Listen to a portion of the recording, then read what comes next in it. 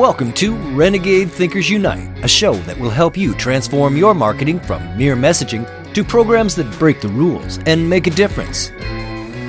Join the movement today and learn non-traditional techniques that give you an edge.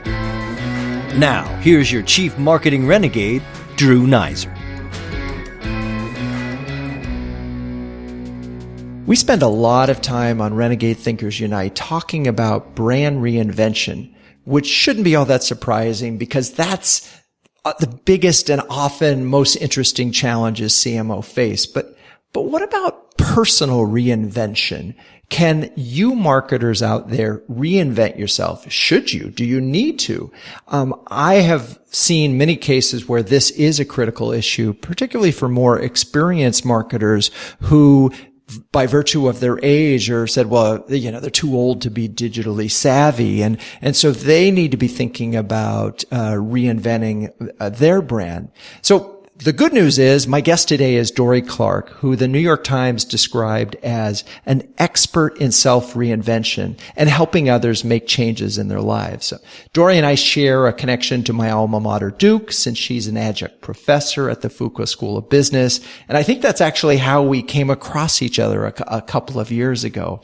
Anyway, Dorie is also a consultant and a speaker and the author of a new book called Entrepreneurial You, which we will be talking about extensively in this episode. So, Dorie, it's really great to have you on the show.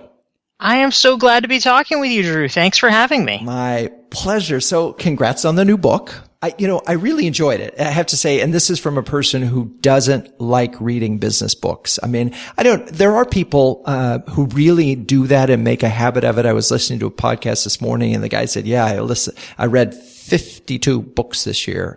And I read 52 books, but I can tell you 5 of them were nonfiction. 5 of them were business books because I'm a big fan of history and I feel like you can learn a lot from history too. So anyway, but this one really resonated with me. I have to be honest. I've done a lot of the things in your books. I've seen some of them work. So, I appreciated that. And I honestly have to say, if I didn't already have a blog and a speaking thing, gig and getting paid for speaking, you talk about how hard that is, I wouldn't know where to start. And so my first question for you is, if you were a marketer with an entrepreneurial bent, where would you have them start?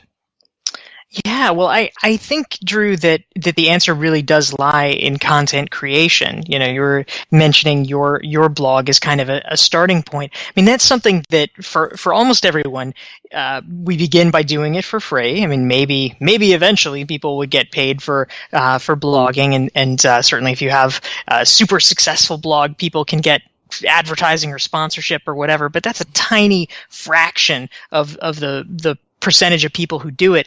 Mostly the reason that blogging or other alternatives, whatever your genre is, it could be audio like podcasts or video, things like that. It's about sharing your ideas, because the cornerstone of any monetization is ensuring that first you have built up a following, that you've built up trust with an audience of people that actually says, oh, I like what this guy has to say. And so beginning by sharing your ideas publicly starts the process that enables you down the road to look for creative ways to monetize.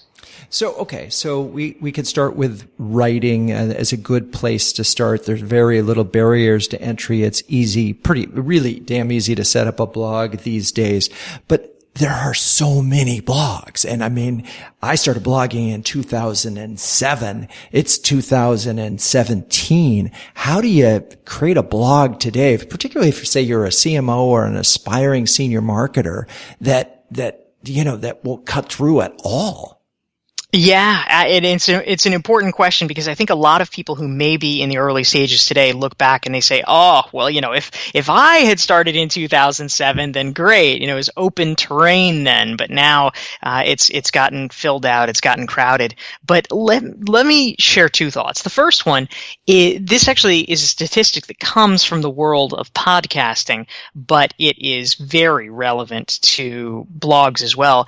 There's actually a study that I quote in Entrepreneurial You, which was a longitudinal look at podcasts between 2005 and 2015. And what they discovered is, yes, it is true, there are hundreds of thousands of podcasts, but what they also discovered is the average duration of a podcast, the average amount of time that it actually lasts and that someone keeps it up, is 12 episodes. Oh, whoops. Yes. And so when we look out at the field, we say, oh, it's so crowded, I could never compete. But the truth is, yes, if you're at the starting line, there's huge numbers of aspirants. But if you literally can keep it going past a dozen episodes, the field thins considerably. And all of a sudden, you're not competing against 300,000 people. You're competing against 3,000, or in some cases, depending on where field it is, 300.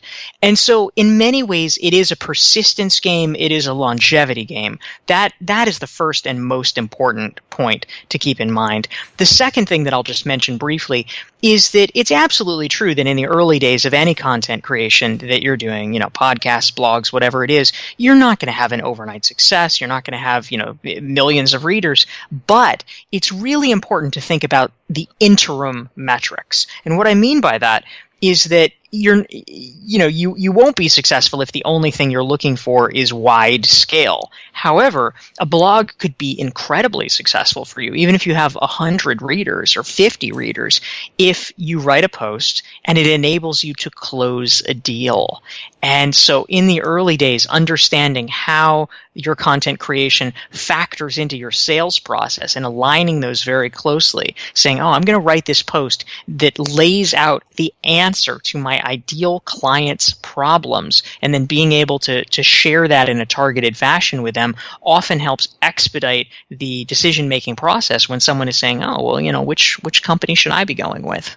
Oh my God, there's so many things I need to respond to on that. I had to make a list. The first one is thank you, because the persistence thing I'm a big fan of, and having I'm not sure exactly what number episode this will be, but it's well into the 40s, and I launched this thing in March. But one of the funnier parts of this is I recorded almost 30 episodes before I launched my podcast, and there were well played. You beat the curse of 12. Well, and part of the reason that I didn't launch is that it took me a while before when I sort of figured out really how the show should work. And of course, I'm sort of a ready, fire, aim kind of a guy sometimes, and that was certainly the case with this. But when I finally had 5 good ones, I said, okay, we can really launch now. And if people listen to those 5, they're going to get a pretty good idea. And they might cut me some slack on episode 6 if the sound quality wasn't so good, or episode 11 if we sort of ramble a little bit about this individual's very interesting personal life, but we don't get to the marketing until the 15th minute of the thing. So it takes a while with these things to sort of get your rhythm. And so I think that persistence is a good thing. And I've definitely taken that advice, and every episode comes out at 1 a.m. every Friday, and we're booked several months in advance, which is hard to do though, right? Because you have to line up these guests, and you have to record them, and you have to prepare them, and all of this stuff takes time. It's funny. I think by the time this show comes out, maybe we'll be at 70 or 80,000 downloads, which, to me feels like a really good number. But I have to say, I can't point to that and say there's direct business value yet. So this is me being honest. Yeah, and it's likely to take a while. Right. I know personally, I'm not a podcaster, but in terms of my blogging, which I've done quite seriously, it took me 2 to 3 years of consistent blogging. And by consistent, I mean 10 to 15 times a month in order to literally get any clear value in terms of inbound, unsolicited inquiries. Now, once you cross that threshold, I get a lot, but it took literally 2 to 3 years before I saw anything at all. And that's the dark period. That's the trough of despond, where people are worried that it's not happening. It's not going to happen for them. And And so you have to plow through that in order to get to the other side where the competition is scarce. Right. It's if you can log a year of this and so forth then. But I think the other part that you're saying is at some point it needs to be clear what it is that you're selling. I think, right? I mean, and I guess I'm wondering let's just take this podcast, for example, or a blog. I mean, if one is selling their perspective, how do you make sure that that perspective is coming across? Because, I do all these interviews, but often we hear what Dorie Clark's perspective is.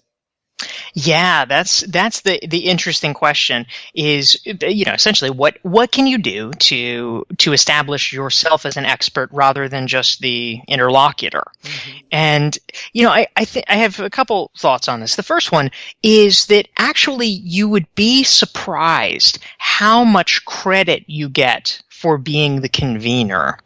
And I'll give you an example of this. I, for about 3.5 years, wrote regularly for Forbes, and I was almost entirely just using that as a platform to interview people, folks who had written books, things like that. It was a great way to build my network, be able to highlight some interesting thinkers.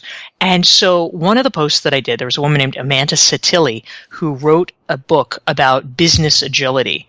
And so I interviewed her about it and wrote a, detailed post that was, quoting her extensively. It was really a feature on her in the book.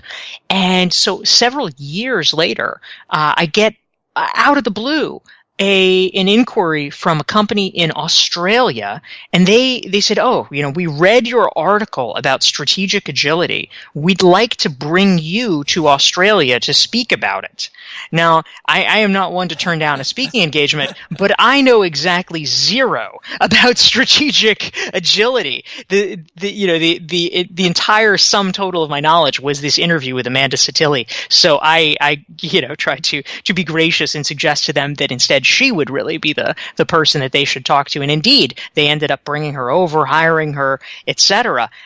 But just the fact that their first impulse was to call me, not her, I think shows that for a lot of people, if you are the host, if you are the writer, the convener, etc., you get the credit in a lot of people's minds, frankly, whether you deserve it or not. Well, I think so. I'm going to expect some calls from the South African and New Zealand tourist boards to call for some insights on entrepreneurialness and building your entrepreneurial brand as a result of this podcast. Is that a Absolutely. Oh, good. All right. Well, I think that's a perfect place for us to take a quick break. And when we come back, I want to turn the table a little bit and sort of think about how senior marketers can use some of this entrepreneurial wisdom to grow their personal brands and also grow their business brands. So we'll be right back.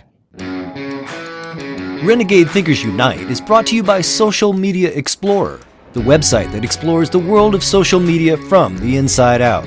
Great advice from today's leading social media columnists and experts at socialmediaexplorer.com. That's socialmediaexplorer.com.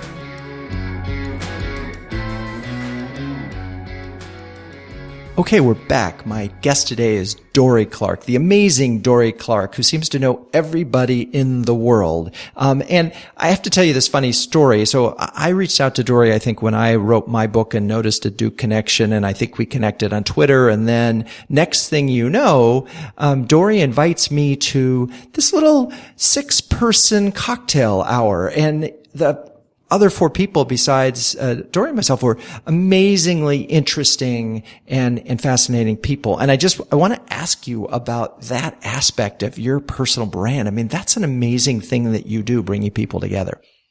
Oh, thank you. I appreciate it, Drew.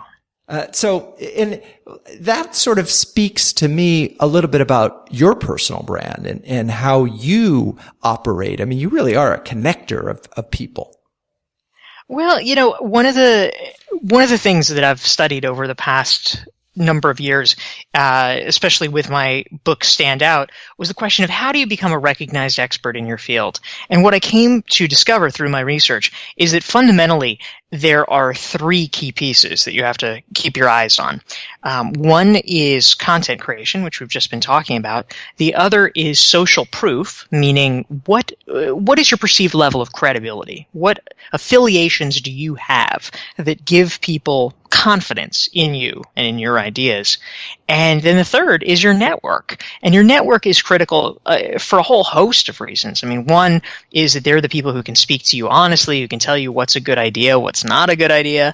Another is that you're kind of judged by the company that you keep. Your network is part of your brand in some ways. And then also your network, if done right, they are the people who often want to be your earliest evangelists, who are going to root for you and help promote you and spread your ideas. So there's so many reasons why your network is important. And I gravitate to reaching out to people and trying to bring them together because, frankly, it's just something I like to do. But it also, even for people who it may feel a little uncomfortable or it's not their thing, I would urge them to think about it seriously, because it is a really important part of being able to go to the next level in terms of your professional success. It's really, those are three great points. And I want to go back to the recognized expert and sort of the core audience and listeners of this podcast are marketers, and whether they're aspire to be CMOs or are already CMOs. And how important in your mind is it that CMOs spend some time becoming recognized experts? And is there business value not just to them, but to their companies in doing so? I would argue that for any C-suite professional, but perhaps especially CMOs, it is important to be considered a recognized expert in your field. And let's start with the sort of depressing part. We all know that CMO tenures are extraordinarily short, and God forbid. That's shocking. Yes, it's true. And God forbid something happens. But if for some reason you want to leave, you need to leave your position, if you have a strong reputation in your field, that is what enables you to bounce back quickly, because you have other people who say, oh my gosh, she just left, let's snap her up. That is what you want. Your professional reputation, being a recognized expert, gives you a kind of career insurance, because if things don't work out in one particular setting, you have other people that are seeking you out. They know who you are. They want to work with you.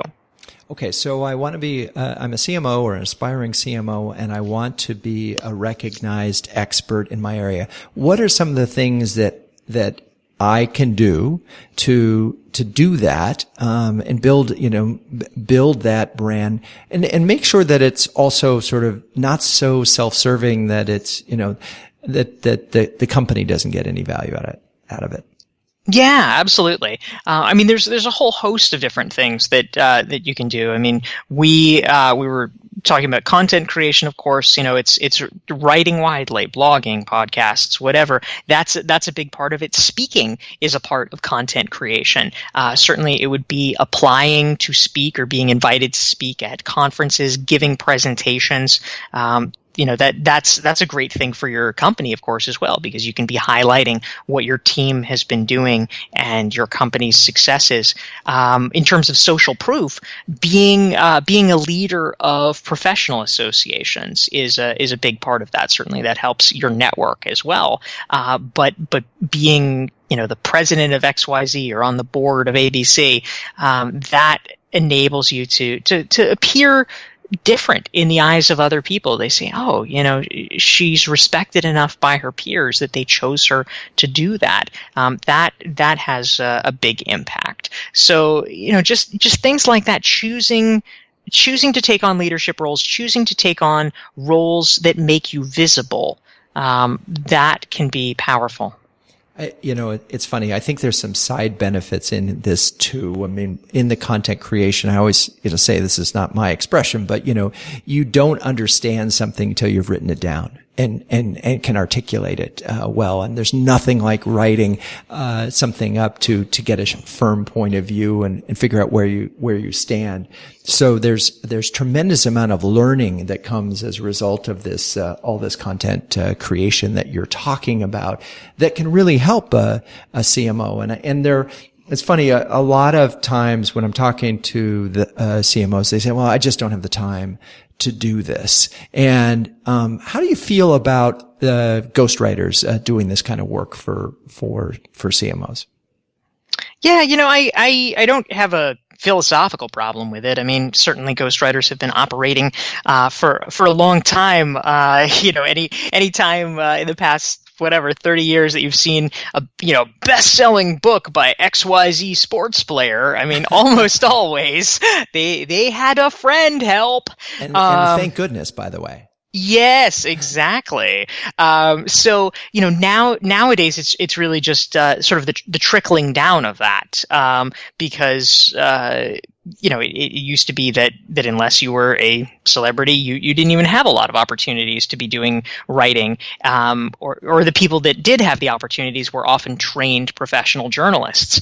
But now, you can have freelancers. It's easy to find someone on Craigslist or on Upwork or whatever the options are. And, I think that in terms of intellectual integrity, it is important for you to be involved and for the ideas to be your ideas. It would be, a little unfair if it was, literally nothing to do with you. But, for busy professionals, if you operate better where you have an idea for something you want to write and you are walking around your office and you're talking into your iPhone and recording a voice memo and just monologuing, and you send that off to a ghostwriter to try to structure that and turn it into a blog post that accurately reflects your ideas, that's something it's a service that's easy to obtain, and it's not something that I would certainly be troubled by. I mean, it's a way of fundamentally, whatever we're doing, it's about sharing your ideas effectively. That's the key. And I think that, and I want to build on that because it's lots of interesting themes there. For a brand that is lucky enough to have a unifying story, then that would say the brand does, and then the individual marketer can have a piece of that story that fits and sort of aligns with their personal brand, and then that can sort of become the one big theme that can carry through all of the writing that individual does. So then they just need to sort of look for miniature examples in their lives of whatever that situation is. And it's funny because we have a client for whom that we do this work where we have the big story and we tell it on multiple levels through multiple channels, but we also help, the senior marketer write some of these things, but we work with them to get their sort of life experiences and then use that to shape the story so that it is very connected to that individual's life and to the brand's overall story. Yeah, that's great. That makes perfect sense. All right. Well, we're going to take another break. And when we come back, we're going to talk about time management. Because that's the biggest excuse that I get from CMOs for why they don't do this stuff. So we'll be right back. You've been listening to another great interview on Renegade Thinkers Unite with Drew Neiser. But the value doesn't end there. As a listener, you can download a free ebook from Drew, Renegade Thinkers, interviews with 11 trailblazing CMOs any business can learn from. Top marketing thought leaders and proven executives from Time Warner, American Express, and Chico's, and others. Get your free copy at renegadethinkersunite.com/ebook. For listeners only, at renegadethinkersunite.com/ebook. Okay, we're back with author and entrepreneur Dorie Clark, whose last book was ranked as the #1 leadership book by Inc. in 2015. And so, Dorie, you do so much. You do all this writing and speaking and consulting, and I already mentioned these little networking events. Talk a little bit about, time management and how how do you personally get all this done, and what are your recommendations for the folks listening in terms of being super productive? Yeah, thank you, Drew. Well, of course, like everybody else, there are periods where you have to go a little bit insane.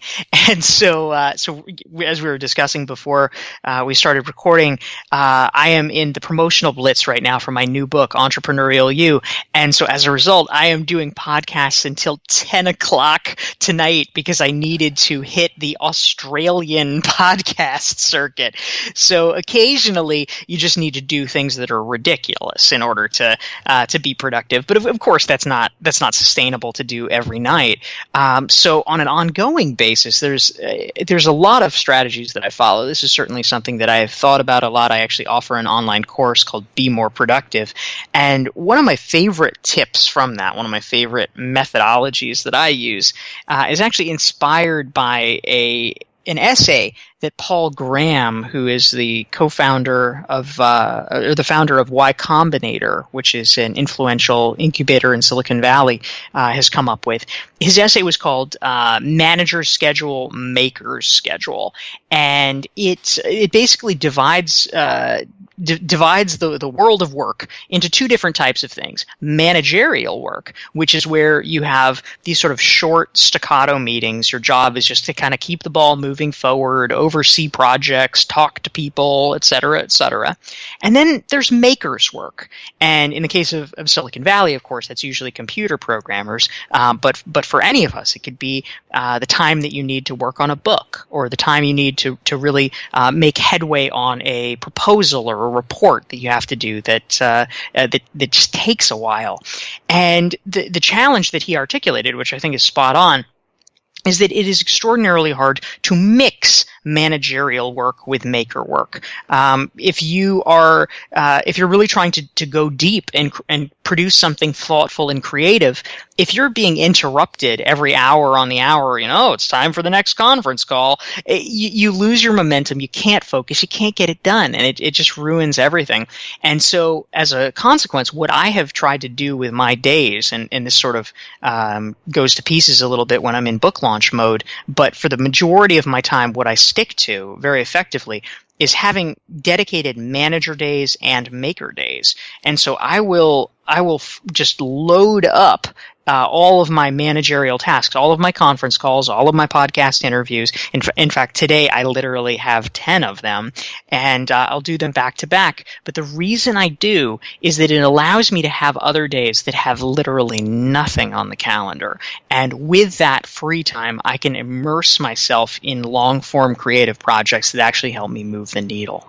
Yeah, I really like that approach. And one of the things that I will do is not quite block off a whole day, but I will just take, all morning, and I'll block that off, and I'll just say writing time or thinking time or, planning time or something that has, that isn't about the tasks, right? I mean, because email can just kill you. If you could just you could just be responding to email all day, and honestly never get anything, done or significant. So that's a great tip. All right.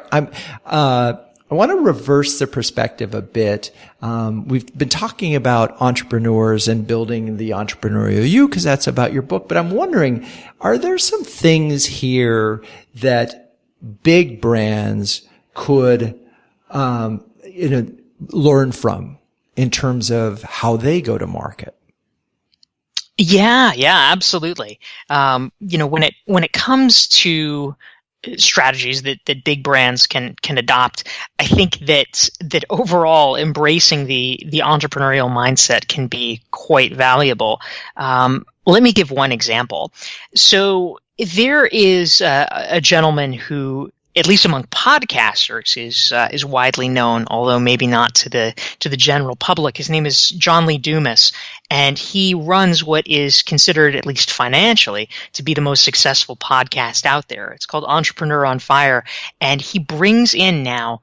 He has a public income report. So every month he gives a rundown of how much money he makes and spends in the interest of full transparency. And so we can say with certainty he brings in $500,000 per month, which is just incredible and shocking. But the way that he came to do this, and what I think is most significant of all, is that when he was launching about 4 years ago, it was accepted wisdom. It was the gospel truth that podcasts, while they were a great tool for branding, maybe a good tool for networking, everyone knew that podcasts were not a way you could make money. And yet, John Lee Dumas blew that up. And the way he was able to do that is, I think, very telling and something that we can all learn from. The reason that podcasts were not lucrative and that everyone knew they were not lucrative is that the way you would make money is from advertising and sponsorship. And advertisers were just not that interested in podcasts unless they had a significant volume of downloads, right? It's just not worth their while. Now, most podcasts were done on a weekly basis, so they have 4 episodes per month, and if they couldn't get above a certain threshold, which was generally considered to be about 10,000 downloads per episode, 40,000 downloads per month, then they didn't care. John Lee Dumas discovered a loophole in this, and it just changed everything. And that is, instead of trying to build up a following with a podcast that, like everybody else's, ran once a week, he said, well, what if we did one every day? And that did a lot of things. Number one is it locked in listeners. Listeners got accustomed. They had the habit. Every single day they had new content. But if you could get a subscriber, instead of downloading 4 episodes per month, they were downloading 30 episodes per month. And so that one person was accounting for a 7x increase in the number of downloads. And so within a few months, he was able to shoot up to enormous levels of monthly downloads and therefore attract sponsorship attention, get a lot of money. And when other podcasters saw what was happening, he was able to build up a following, coaching and training other podcasters and building a community for them so they could follow his examples. So he's been able to build this multi-million-dollar business essentially by questioning a simple foundational principle, the truth that everyone knows, and it turns out not to be true at all. That sounds like renegade thinking to me. Challenge assumptions everywhere you turn.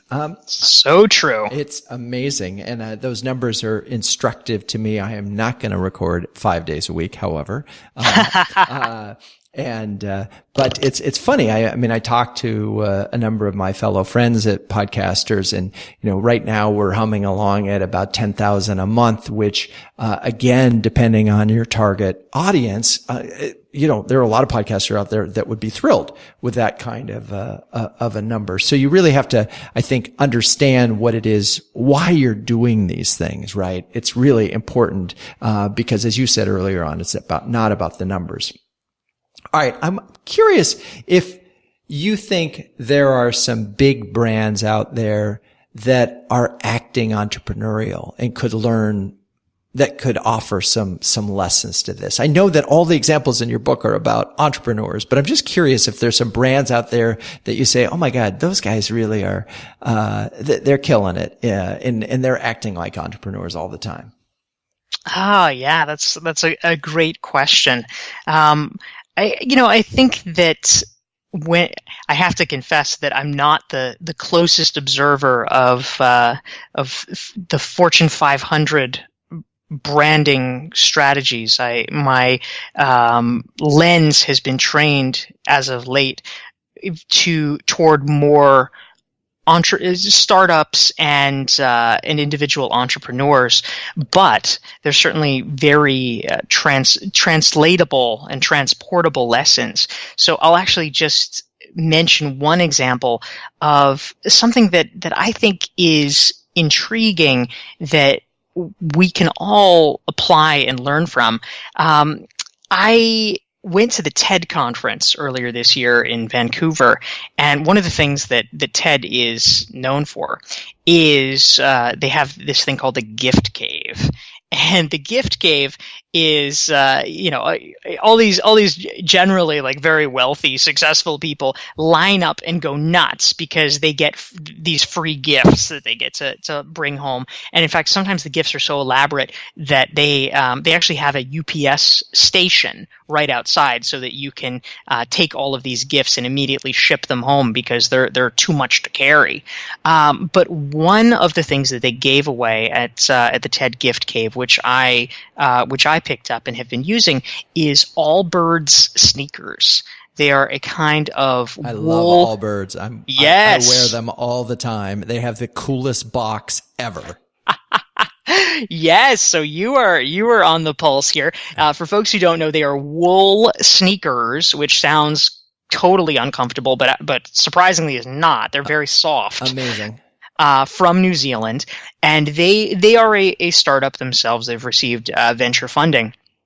But they have really, and there was recently a story in the New York Times about this, and certainly this is something I've been observing for a while. They have achieved massive penetration in Silicon Valley. They've become kind of the go-to footwear that entrepreneurs and venture capitalists are wearing. And that might seem like a sort of silly, funny example, but I think that for a lot of large companies, sometimes there is a tendency to lose sight of the importance of going deep in certain niches and certain communities in order to gain the strength to expand outward. We all know intuitively as marketers that we should not be targeting everyone as our customer. We all learned that in our 4 Ps training school. But nonetheless, it is often not done with a lot of thought in terms of targeting, and especially influencer targeting. These days, we all complain about the noise, about the difficulty of breaking through and being heard. And so I am really bullish on influencer marketing campaigns and just being strategic about penetrating very deeply certain niches, so that you can gain that traction, gain that strength, and it can radiate outward from it. That's a great example, and I love it because there's several things going on with Allbirds. You're right about the influencer factor. I think they're sort of working the coasts inward, and the folks that are wearing them are becoming the brand, as so often happens in shoes. I mean, think about Converse as wear, but I happened to notice on Facebook and I think LinkedIn a college friend who's big time VC. Not only I'm fairly certain he must be investing in the company, but it's constantly talking about whenever he posts, it's like, well, where are the Allbirds? So it's become a real thing, which is amazing for a new band. But I will also say this, the brand is clearly unique and they're courageous in the use of wool. They're unique in the way the packaging design, they're unique in all these things. And to me, that's one of the problems most brands face, is that they're not unique at all. They're not differentiated. So it does start, it can't just be marketing. It's gotta all be there for you to be distinctive. So that's a pretty darn good place for us to sort of wrap up, the show here for a second. But before I do that and attempt to summarize things, I want to make sure, where can people find you, Dorie? Yeah, thank you very much, Drew. The best place for folks to hunt me down and actually access more than 400 free articles that I've written for places like Forbes and the Harvard Business Review is on my website, which is DorieClark.com. And I also have a free resource that folks might be interested in. It is called the Entrepreneurial You Self-Assessment, and it's 88 questions that actually walks you step by step through thinking more strategically about how to be more entrepreneurial in your business, how to monetize your expertise even more thoroughly. And you can get that for free at DorieClark.com/entrepreneur. Very cool. And it's Dorie, Dorie, just in case some of you might have wanted to use a Y. And I'll include links just in case you're driving or jogging or walking around while you're listening. I'll include links to both Dorie's website, her book on Amazon, as well as the Entrepreneur Self-Assessment Tool. What a very cool thing. I call that marketing as service. It's a good reminder that we are in the give to get economy, where it's all about what you can give. And I think this whole conversation can sort of be wrapped up that way. I mean, part of the entrepreneurial thinking that Dorie is talking about is you're giving a lot. I mean, you're giving your time to provide a perspective through content, whether it is a podcast or a blog or speaking. And eventually, if you keep doing it and you do a good job at it and really good, you can actually make money at it. You can get, and Dorie talks a lot about that in her book, but it takes time, and I do want to emphasize that. And when we work with clients on their content marketing programs, we want 6 months, even with some paid support to make sure that we can build the kind of momentum and credibility that you can't just sort of raise your hand day one and say, I'm an expert. This stuff takes time. And Dorie talked about how it took her 2 years of writing before she was able to build a strong following. Ultimately, and this is in the book, is that there is an opportunity here to monetize. And I think that one of the lessons that I took away is once you've done this and you've given this, you can ask for something in return. And Dorie, sort of one last question for you, because this is sort of funny. And as I wrap up, I get a lot of LinkedIn requests that are unsolicited. They just sort of blind requests. And I started something new recently, and I'm curious as your opinion. Rather than ignore them, I decided to say, hey, thanks for the request. I'm delighted to be connected with you. And oh, by the way, I have a podcast called Renegade Thinkers Unite. If you're, a fast forward thinking marketer, you're going to want to listen to this episode or listen to the show. And what's amazing is that so far of the 5 that I've sent, 5 have responded and said, hey, didn't know you had a podcast. We'll definitely download it. How do you feel about that kind of, I turned an unsolicited thing into a, sort of message opportunity. Yeah, I think that's great. I think that's really creative, because ultimately, you're not spamming anyone. They're coming to you, right? Yeah. And so this is the place where if they're coming to you and essentially saying, "Hey, Drew, let's connect. I want to get to know you better." This is market engagement as marketing and marketing as engagement. You're saying, "Oh, you want to get to know me better? Here's a really good way to do it." Exactly.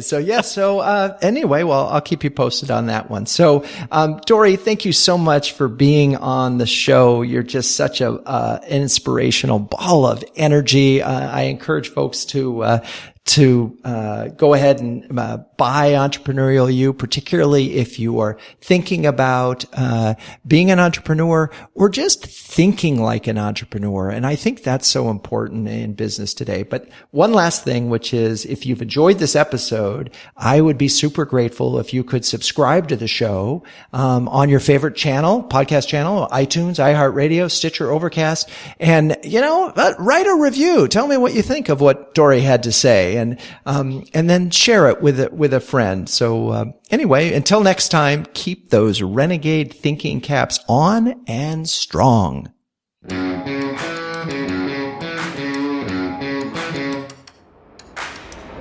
This has been Renegade Thinkers Unite, but it doesn't end there. Just go to renegadethinkersunite.com for more and subscribe to the show. That way, you'll never miss an episode.